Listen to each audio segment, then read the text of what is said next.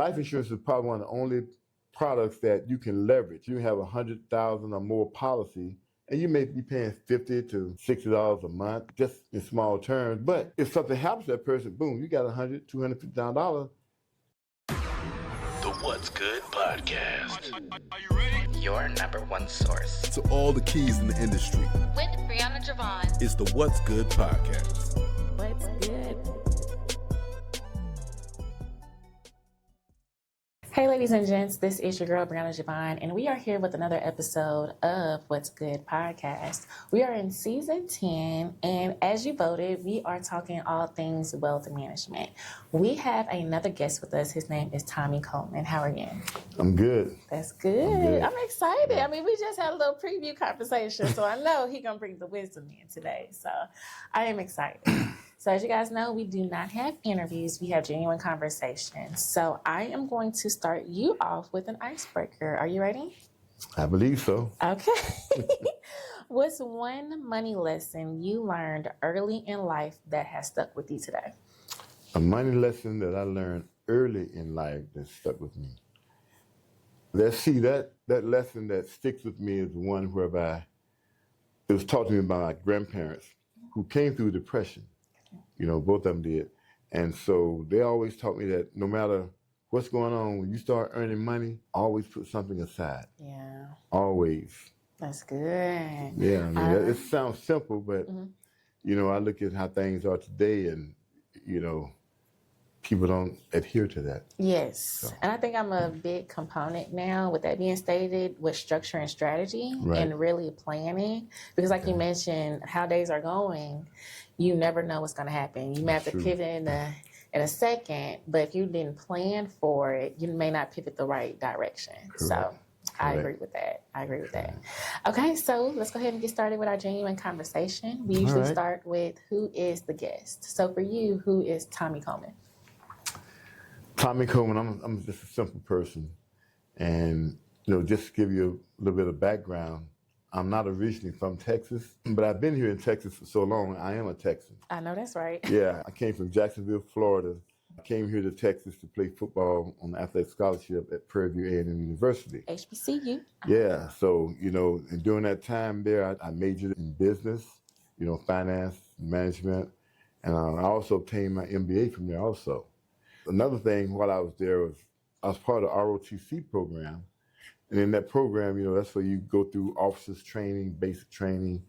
And so from there, I was able to, when I graduated with my degree, I also received a commission as an officer in the United States Army.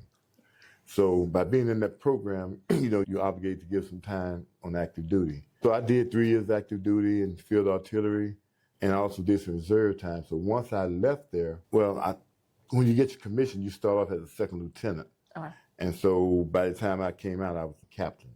You know, so from there, I left, went to corporate America, working for the telephone company as an engineer. I was there 10 years. I worked as an outside plant engineer and also an inside transmission equipment engineer.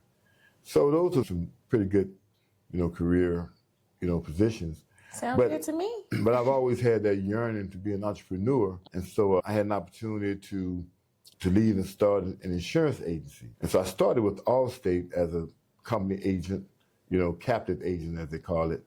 And so I did that for about 15 years. And that's where I kind of honed my skills of, you know, making sales and dealing with people and so on and so forth. And then I left and became an independent agent, meaning that I could deal with a variety of carriers, you know, and not just be captive with one.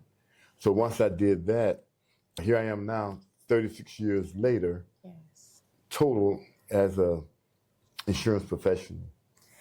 And I love that because like you mentioned, there was a few pivots here and there, but you stuck with insurance.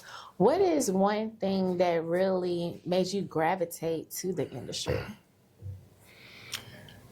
Well, really, I'm surprised that I was even drawn to the industry. And I'll tell you why.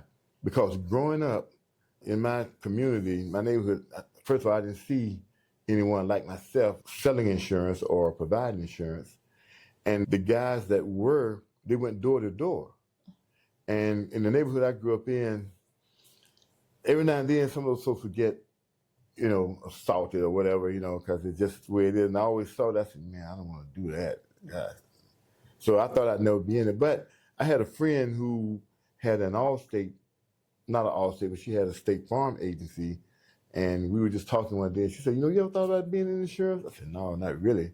She said, I think you'd be good. And I said, really? She said, you had a personality, blah, blah, blah. I said, yeah. I said, well, do you make any money? She said, oh, yeah, you make some money. I said, well, how much? She said, well, 6 figures. I said, really? And this is now, you got to remember now, this is like in the early 90s, when I was looking at that. And, I was making decent money as an engineer, but for what she was making, I said, well, I'm interested in that. So the more we talked, the more interested I became in it. And so I decided to, throw my name in the hat and go for it. I got licensed. All this while I was still an engineer. Mm-hmm. I got licensed, and then when they accepted me at Allstate, then that's when I resigned. And when I did that, a lot of people thought I was crazy. They said, well, you going to go sell insurance? You mean you're going to leave Marbell and go sell insurance? They said, well, you'll be back. I said, hope not, but right. Yeah. So that's kind of how I ended up. I never thought I would be, but that's how I ended up in it. And since I've been in it, of course, being in it 36 years, there's a love for it. But what I like most of all is the ability to help people, to have a better understanding, right, especially on the life, annuity, and retirement side of things. So, the auto home, that's the other side. And so that's what I was going to ask you as far as your specialty, because there's different layers when it comes to insurance. Right. And so you mentioned retirement. You also mentioned, what was the other one? Straight out life insurance and annuity. Annuity, that's the one I was looking for. Why go that route? Because I think the popular thing is the car insurance or commercial, correct, and things of that nature. But you went towards more of the wealth side, and that's, far as what our season is about, right, it's just really helping families create that wealth, and of course helping them move forward in life, especially right, with the economy and how things are happening. Correct. Well, I have to be honest, but initially when you get with these companies, they kind of guide you that way, the auto, the home, the renters, all those kind of things, and you do very little on the wealth building side. But I was fortunate enough to get exposed, and it was just by chance. I was at a conference, insurance conference, and the guest speaker was speaking about wealth creation, using life insurance type products and so on and so forth. And that was pretty amazing to me. I had never heard that before, and I didn't even know it could be done.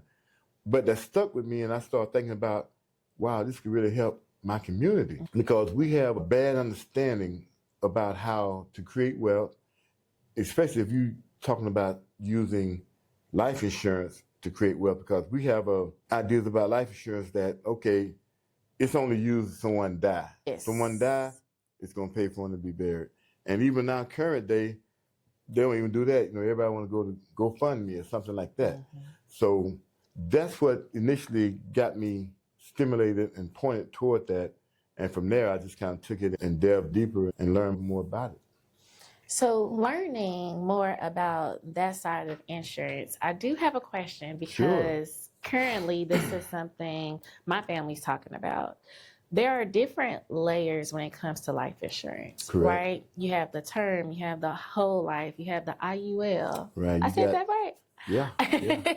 And so with these different layers, can you break it down for us so we can get an understanding? We may not know everything in your explanation as of right now, but for us to actually do our own homework, because there are different things that you can do, and there's different options when it comes to having this type of conversation. Correct.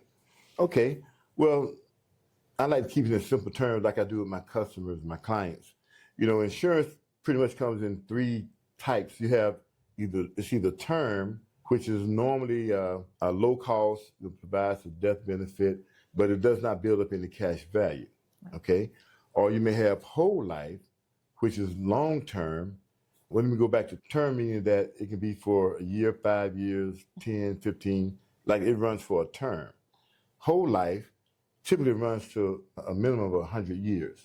And at that point, it does build up cash value that you use, and also has death benefit. Or it comes in the form of a derivative of the two, whereby it's the type of policy where you can, it'll build up some cash, or you can have certain parts of it like IULs and, just a kind of a combination. Describe to the people what the IUL is. The IUL is a hybrid of the whole life policy, but it can provide you with the type of coverage and the cash buildup, but it's normally pretty reasonable. But another thing that it can do is provide you with the ability to create a long-term cash buildup, which is, to me, is the beauty of the life insurance industry. And what I try to do is, with my clients, I try to guide them more toward the whole life if they can afford it. And the reason being is that if they can't afford anything else, yeah, term is fine. If your budget won't allow you to have anything else, it's good to have some term, but hopefully along the way, things can change and you can get whole life.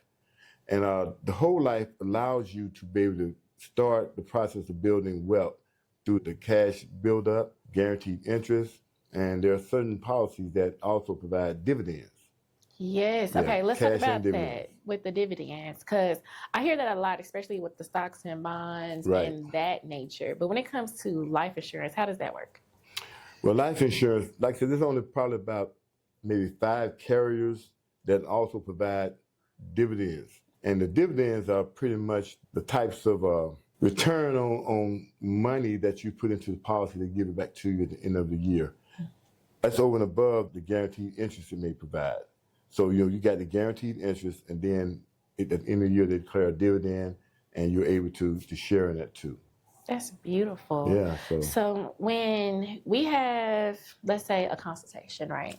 Okay. Somebody comes to you and say, hey, we need life insurance. They have no idea about the different buckets. Correct. What does that look like to have that type of conversation with them and then giving them the proper recommendation? Because at the end of the day, they still have to pay for what they have to pay That's for, true. but you can only guide them and give them a recommendation based on the need Right. that they have. Right. Okay, good question.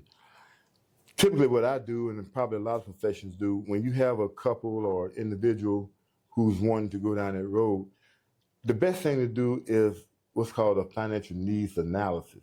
Okay.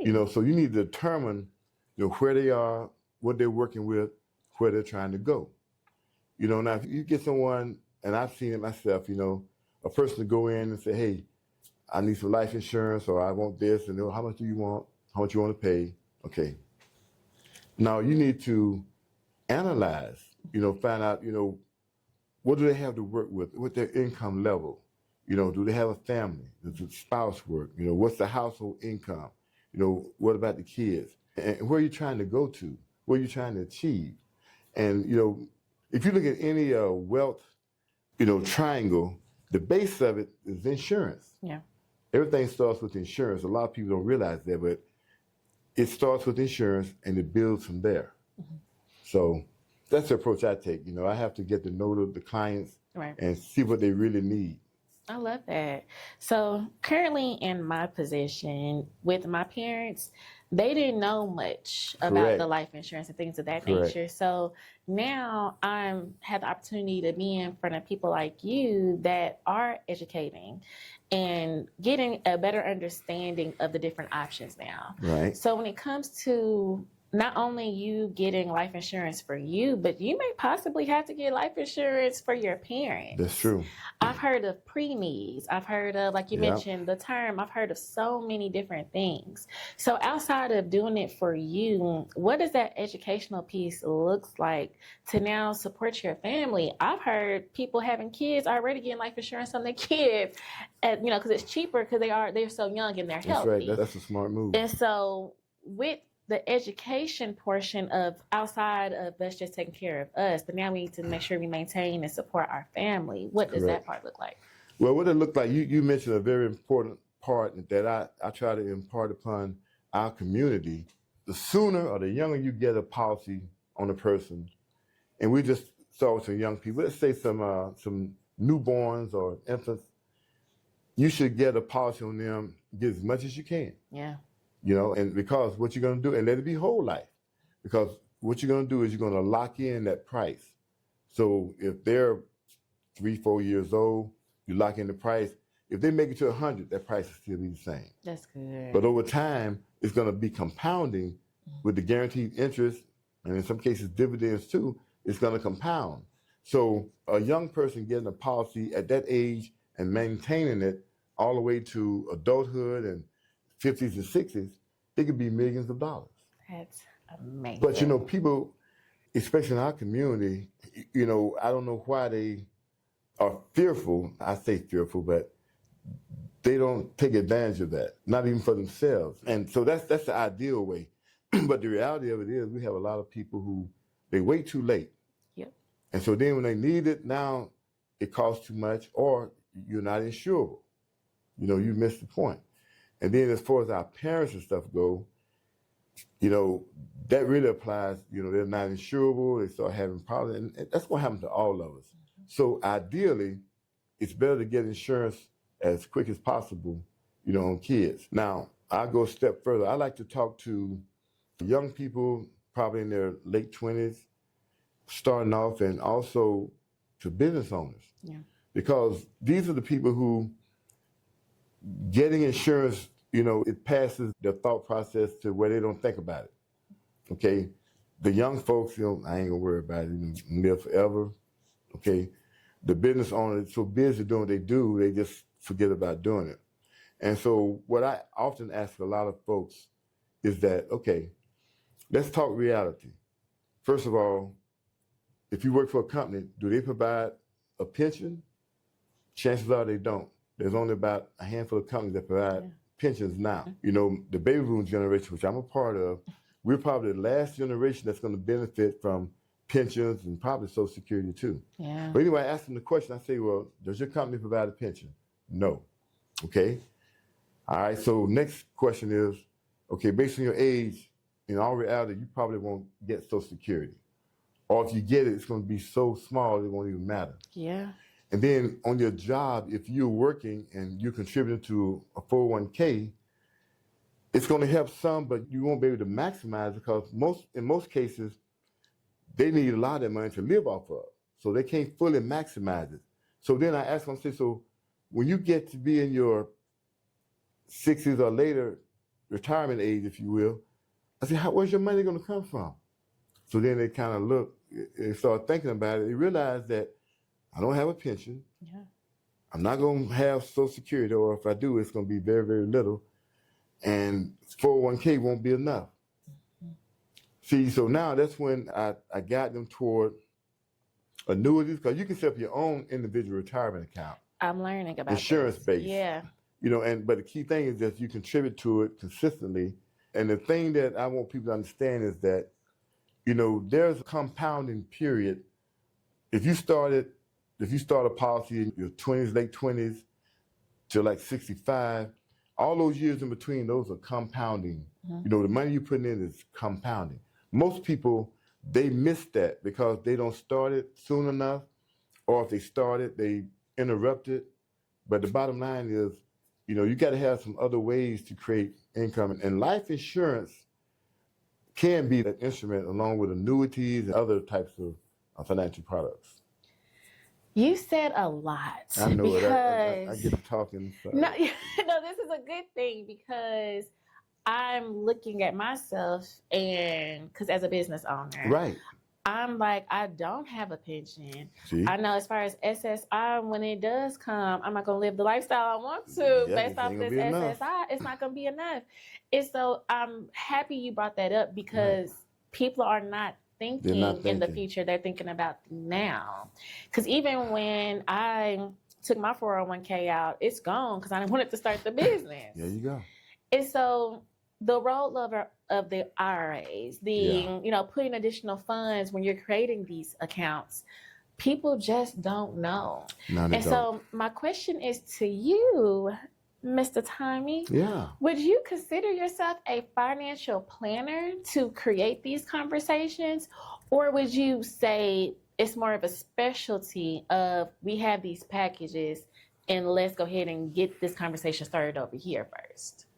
I'll say a bit of both. I know. You know, because, you know, once you find out what their needs are, then you have to solve that with the vehicles that'll get you there. Absolutely. And, you know, one of the things that I tell people, you know, I say, you know what, especially parents and grandparents who have younger folks, grandkids and so on and so forth, I say, you know what? You got to realize the seeds that we plant today, they may be the harvest that your grandkids and great-grandkids may have to live off of. Yeah. See? And I try to let that sink in. Just think about it. The seeds we plant today in the form of, if you establish annuities, life policies, other income-producing instruments or assets. So as time goes on, you know, like what we're talking about, your grandkids and great-grandkids, the things we just spoke about, they're not going to have that. Yeah. So how are they going to make it? Yeah. They can be struggling. Yeah, it's going to be a struggle. So, you know, the struggle continues. One thing I've learned being in this industry is that, and I always have to look at our community, because, you know, we're the ones who are most likely not to fully benefit from a variety of things because we don't know about it, and that's on purpose, is that if our community would embrace life insurance, I just say life insurance, in one generation, we can move our people ahead. Yeah. In one generation. I agree. And what that looks like is that, you know, the current folks, when we draw a line in the sand, a line in the sand and say, okay, from me going forward, you know, I'm going to make sure that there's enough life insurance that when I pass, that's going to pass on. And here's the key thing to that too. The folks who's going to pass on to, they've got to understand that when they get it, they've got to do the same thing. They've got to lay out a base of policies for their kids and grandkids, and just keep rolling forward. That's what the elite, that's what they do. I love that because, like you mentioned, what you don't know is what you don't know. Correct. But I feel with the growth mindset, you have to search for things because now everything is so available on social media. Right. I remember a few years ago, the Waka Flocka, that went haywire regarding him taking money from his life insurance and now putting into real estate and things of that nature. People was like, how is he doing that? How is he doing that? But it really wasn't any conversation on, what's the word that I can use? Something that can baby step you. Correct. Because we see, oh, he can do that, but there's steps to do. There's processes and procedures on doing that. And so with that being stated, I do want to go to our highs and lows. Okay. Because within your 36 years, you've gone through a full-on journey. That's true. You've seen the not so much conversation happening to now there's probably way more conversation than it was before. Right. And so I do want to talk to you as far as like a high that you've seen either in the industry itself. Okay. You've actually helped out someone that had no idea. They just knew they needed to get this done, but they didn't know all the different options that they may have had. Okay. Yeah, you said a lot of things there too. The Waka Flocka thing, you know, that's, I mean, that was a good example because people wonder how he did that, you know, and he was able to get money from a policy and use that to acquire assets. And, you know, that's typically called the infinite banking concept. Yes, your own bank. Yeah, being your own bank. Yes. The family bank, all those things. It's the same stuff whereby you're able to have policies available that you front-loaded that has money there that you don't have to go asking, begging, or trying to get a loan. You take it from yourself. Now, to that point, everybody I've talked to and I've shown that concept to, they love it. They say, oh, yeah, I'd like to do that. You can do that? Oh, my God. I've been giving them books and stuff so they can study and have a better understanding of it. They like it. But guess what? They've led their lives in such a way, from a financial standpoint, they can't take advantage of it. Yeah. So now you might like it, but you're not able to take advantage of it. Now, why is that? And I give you an example, and some of the stuff kind of can be heartbreaking. I had this couple, they each made $100,000, you know, so the household got $200,000. So you would think that they'd be able to do it, $10,000, $15,000, $20,000 to establish a policy. But once I did the financial analysis with them, they didn't even have $2,000 saved.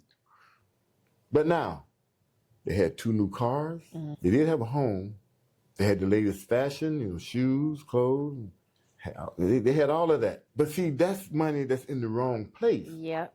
They've been better off to pare down on those things and put money toward, you know, some income producing assets or, income producing activities. Yeah. I mean, it was heartbreaking because I say, with the amount of money you guys make, I say, really, you should be able to live off of maybe $100,000 a year. Something of that. And they did have a couple of kids. I'm saying then the other, after taxes, whatever, I mean, you should be able to invest some like $50,000, $60,000 in things that's going to bring money back to you. Absolutely. So it's just a quick example of how if you don't manage your finances, and it's all a mindset. It is. Because, it's that I found that, and I'm always talking about our community. I found that it ain't that we don't have the money. We have the money. We put the money in the wrong places. Yes, we do. And the place that we're more consumer minded. Mm-hmm. If we can never get that mindset to change, and I see some spots where it's changing, but as a whole, we need it to change. And just like the example I use that if in one generation, if we all embraced, every black family embraced, life insurance to the point that when somebody passed, it's going to pass on to the next generation, the next one. And, I don't know if you're familiar with, I know you've heard of the Rockefellers. Yeah. Mm-hmm. There's a book out called What Would the Rockefellers Do? And it talks about how the Rockefeller, the old man, at one time he was one of the wealthiest men in the country. Mm-hmm. And how that even right now their wealth is far exceeded that. Absolutely. But because they've kept it rolling forward. It's kept rolling forward. Mm-hmm. Now, to parallel them, because other people make mistakes, the Vanderbilts. Yeah. The Vanderbilts, they were wealthy at the same time. But what the Vanderbilts did, they were partying people. They were consumers. When the old man died, they got the money, they bought cars, they bought mansions, they bought clothes, they threw lavish parties, they did all this. So over time, the money dwindled down to, I think, one of the last Vanderbilts, Gloria Vanderbilt. Mm-hmm. When she passed, I think she donated some of her money somewhere because her son, Anderson Cooper, he's a Vanderbilt. She didn't really leave him anything, but she didn't really need to because I think he makes he done made a living for himself. Year, with CNN. Uh-huh. So, but the point is, the money dwindled down to the Vanderbilts. They're non-existent now from that standpoint. Whereby the Rockefellers, oh my God, they've got money, and I tell you, let me tell you how they did it. Mm-hmm. Okay. It's just a simple deal. I got it from the book. You can get the book, What the Rockefellers Do. And whenever a Rockefeller was born in the family, kid, they took out, let's say, $1 million policy on that kid. Mm-hmm. But the trust was the beneficiary. So during that kid's life, as they got up and going through school and everything, they could get money from the trust to take care of their needs. If they want to start a business, then they're able to get the funds and do all this and invest and so on and so forth. But when they passed, it got replenished because the trust was the beneficiary. So the money kept replenishing it. And then plus they were using the money to buy businesses, obtain business. So it just kept building on itself. And here we are today. Their wealth is even greater than when the old man started, way back in the 1900s. Yeah. So, but that was just to give a little snippet of how things are done. Mm-hmm. And it's not anything that we can't do. When we talk about the infinite banking concept, that's been around for hundreds of years. Mm-hmm. How come we are not taking advantage of that? Well, first of all, it was held from us on purpose. Right. Well, not only blacks, but other poor white folks, Mm-hmm. It's all right to break it down like that. That's okay. I mean, because it's the wealth and they made a divide. Yeah, exactly. So it was the haves and the have-nots. So we were allowed to get policies. I don't know if you ever heard of what's called an industrial policy, life insurance policy. You've seen those guys that go around door to door? Yes. They're called industrial agents. And the policies that they sell, most of them may have a max cash value of maybe $10,000, sometimes $15,000 or $20,000. Well, it's okay, but hawk those in the black neighborhoods and the poor neighborhoods, and folks will pay on those. Money. Yeah, they will pay on those for 20, 30 years. Yeah. But it only had a death benefit of, maybe some of them was low as $2,000. Oh my gosh. Yeah, I think some of them was still around $2,000, maximum maybe 5 to 10. That's not paying for anything. Exactly. Now. I mean, you've paid for it probably 2 or 3 times. Way at least. over, yeah. So now the folks who were taking advantage of the infinite banking concept, they were getting whole life. They were buying, during this time back in the 1900s and beyond, $250,000, $500,000 worth of product, and letting it build up cash. And so, when you're doing it like that, you're able to leapfrog. Life insurance is probably one of the only products that you can leverage. You can have in simple terms, you have 100,000 or more policy, and you may be paying 50 to, maybe $60 a month, just in small terms. But if something happens to that person, boom, you got $100,000, $250,000 Right cash there. infusion. Yeah. But that's the thing that a lot of our folks need to understand is how it works and how it can work for you. I love And that's that. what I try to educate people on. And I'll admit, it gets tough because, when people have been, I call it brainwashed, Yeah. to being more of a consumer than being responsible, it's a hard road to hoe. But people are there's some who's starting to get it. I love that. Okay, so our next segment is one free advice. I know you've given a lot, but let's say for somebody that's listening today, just something real simple, if that's like changing a habit, anything of that nature, because I do feel like we go to these webinars and we go to these seminars, Right. and we pay so much money, but it goes over our head, right? And so with this, what is an actionable step, advice that somebody can take that's listening?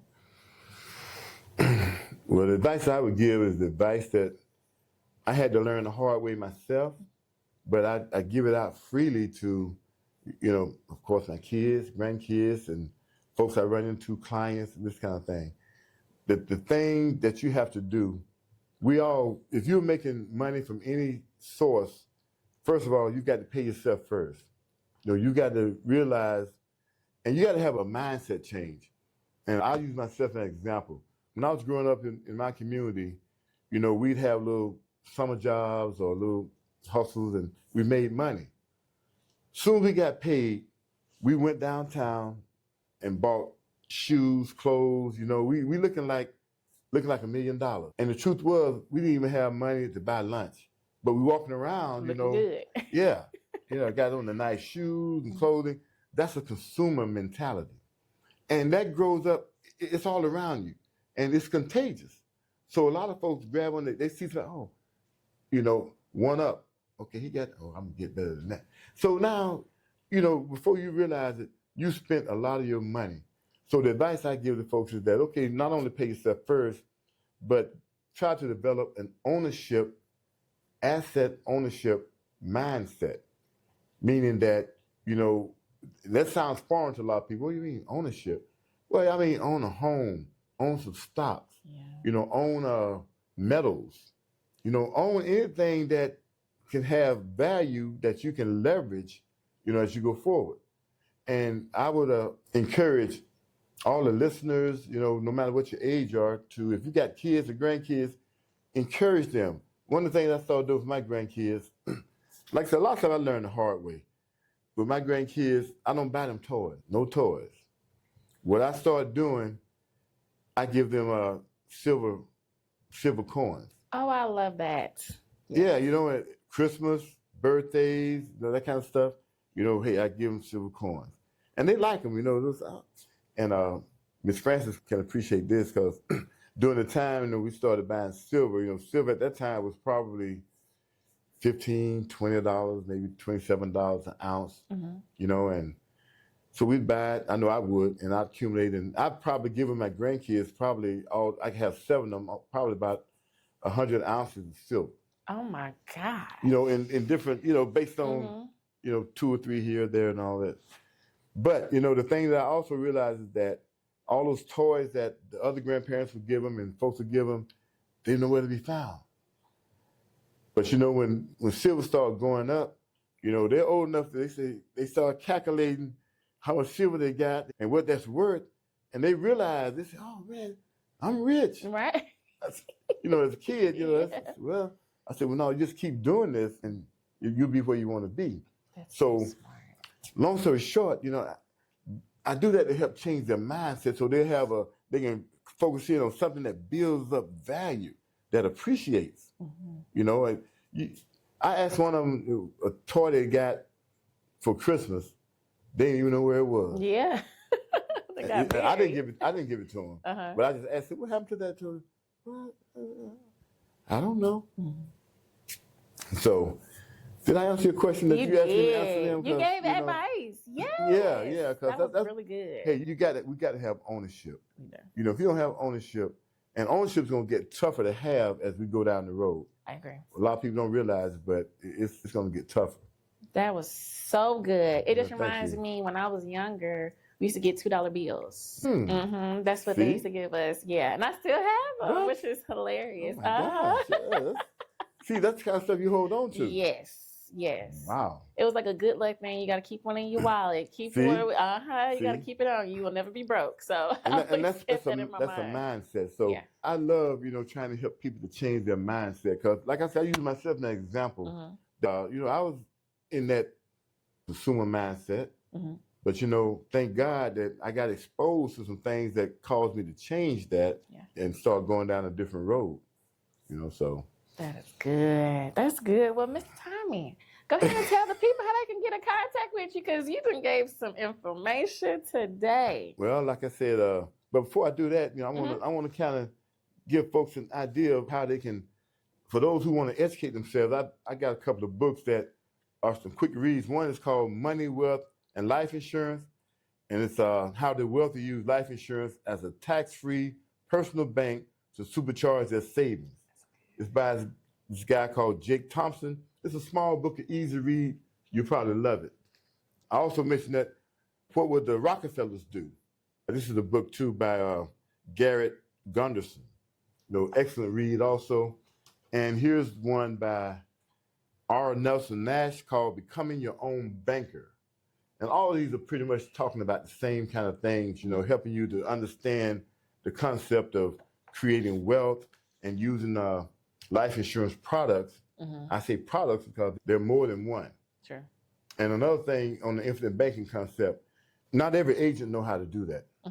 It's not nothing that they just automatically teach you. You have to be, trained, somewhat certified to put those things together. Makes sense. So if you make the mistake of going to the agent and saying, hey, can you help me set up one of those infinite banking things or, be the bank and family bank? They say, oh yeah, I can help you. And come on. You end up with just a basic life insurance policy. Right. I mean, it'll probably be good, but it's not going to do what you want it to do. The strategy behind it. Yeah, the strategy behind it to create that forward-moving wealth. So I'm old school. Basically, my email address, or I do have a website. Yeah. And we'll make sure to put everything in the show notes, too. Okay. I have multiple websites, but the one for my insurance agency is the Coleman Insurance Group, GROUP LLC.com. And that's Coleman Insurance Group LLC.com. Yeah, so. Love that. Yeah. So he's going to make sure he's going to give it to me, and then we'll make sure to put it in the show notes so you guys can reach out if you have any questions, concerns. I give them my phone number. Tips. I mean, they can call me. Like I said, I'm old school. You can catch up with me. I know, like that's right. All kind of ways. So I probably need to be more tolerant of the technology, but we can take care of that for you, Mr. All Tommie. right. Yeah, we got you. All righty. All right. So the next thing we're going to do as far as we're closing up is that we do a motivational moment. The motivational moment could be either a quote that I go past on social media, or it could be a Bible verse. And so today it is going to be a quote. Are you ready? I'll share my thoughts and then you share your thoughts and it's a wrap. All right. So the quote is, wealth isn't just built, it's protected. And I feel like that sums up our conversation today, especially with insurance. Right. Because you can have all the wealth in the world, but if it's not protected and if it's not growing, what does it really mean? And so everything that she shared with me, I'm like, I'm going to set up a consultation between you and my family soon. I mean, yeah. Because I just feel like we really need to protect our families. We need to make sure that things are set in place, not only, when they do pass, but while we're living as well, so we can become our own banks. We can continue to build and make sure that our legacies are going to be taken care of. And so what are your thoughts on that quote? Oh, that's an excellent quote. I love that. Mm-hmm. That's very good. I love that. Did you make that up? No, Okay. I was just scrolling, and of course, AI, just a little bit of everything. Yeah. And then this came up. Wealth isn't just built, it's protected. Hmm. Yeah, that's pretty good. Yeah, it is. I mean, and it's true, too. Mm-hmm, mm-hmm. Yeah. You have any thoughts? On that quote? Uh-huh. Well, I mean, it says everything right there. The key is it has to be protected. Mm-hmm. I go back to what I'm saying. There are people who have money, but, what are they doing with it? Yeah. It gets squandered. Mm-hmm. Some people, they blow it by spending it. Some folks get scammed out of it. Some folks just, lose it. You want to go in the right places. Absolutely. And the key is letting your money go to work for you. Absolutely. Yes, it did. Yeah. Well, it is a wrap, Mr. Tommie. Did you have anything else you feel like I left out? Anything you want to say? Parting words? Yeah, there's two things. Mm-hmm. I have a little quote, too, that I made it up. It's probably a simpler deal, but, what I would say to everyone that, we have to take responsibility for our own health, our own wealth, and our own protection. If we're waiting for somebody else to do that, you're in trouble. We have to take responsibility for our own health, wealth, and protection. So, with that said, if anyone want to contact me, I'm offering a free 30-minute, consultation, if they've got questions or if they got situations that they want to run by me, I'll do it and, no problem. I love it. That's 30 minutes, though. I know, right? No 31, not 32. Yeah. 30.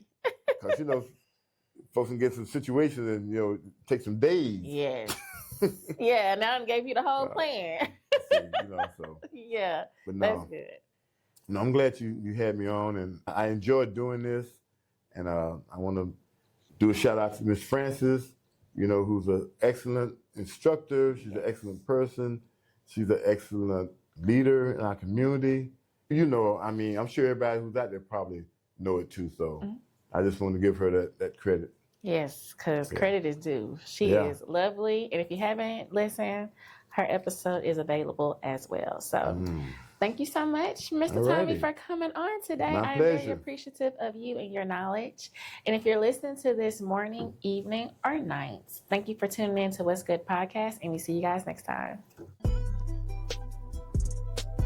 Thanks for joining us for another episode of What's Good Podcast with your girl, Brianna Javon. If you found today's discussion inspiring, don't forget to hit the subscribe button on your preferred podcast platform. Explore additional resources on our website at what'sgood-productions.com and find our social media links listed in the show notes. Stay tuned for more captivating stories ahead. Until next time, stay blessed and keep uplifting your community.